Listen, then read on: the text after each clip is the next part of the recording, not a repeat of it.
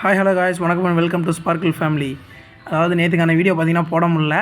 நம்ம பார்த்திங்கன்னா அது ஒரு சிக்கல்களால் மறந்துவிட்டேன். இப்போ பார்த்திங்கன்னா காலேஜுக்கு பார்த்திங்கன்னா கிளம்பிட்டோம். இன்னிலேருந்து டே 1 வச்சுக்கலாம். காலேஜ் கிளம்பிட்டோம்.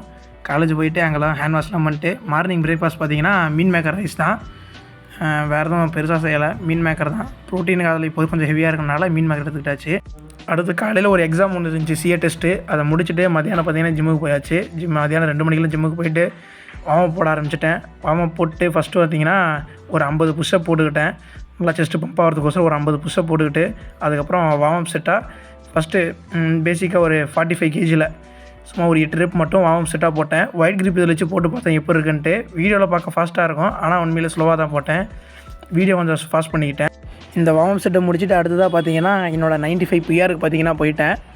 95 பிஆர் பார்த்திங்கன்னா கிரிப்பு சரியாக தெரியல அதனால் ரொம்ப ஒய்டாக வச்சுட்டு போகிறதுக்கு ஓவராக வெயிட் ஃபீல் ஆயிடுச்சு. அதனாலேயே என்னவோ கண்ட்ரோலாக இறக்கிட்டேன். ஆனால் ஏற்றுறப்ப சரியான பேலன்ஸில் டக்குன்னு மேலே லாக் ஆக வேண்டியதாக போயிடுச்சு.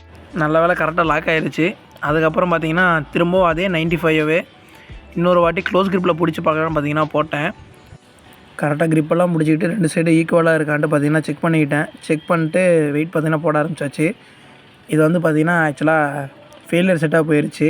சரின்னு சொல்லிட்டு அதுக்கப்புறம் ஃபுல்லாக ரெப்புடேஷன் தான் போட்டேன். ரெப்புடேஷனில் எதுவுமே வீடியோ எடுக்கலை. அதுக்கப்புறம் டேரெக்டாக பார்த்திங்கன்னா நம்ம ஊருக்கு கிளம்பி வந்துட்டோம் காலேஜ் பஸ்ஸில். ஜிம்முக்கு வந்துட்டு பார்த்திங்கன்னா ஒரு 30 மினிட்ஸ் அப்படியே சும்மா ஒரு இன்க்ளைனில் வச்சு ஒரு வாக் போனேன். நல்லா ஸ்வெட் ஆச்சு.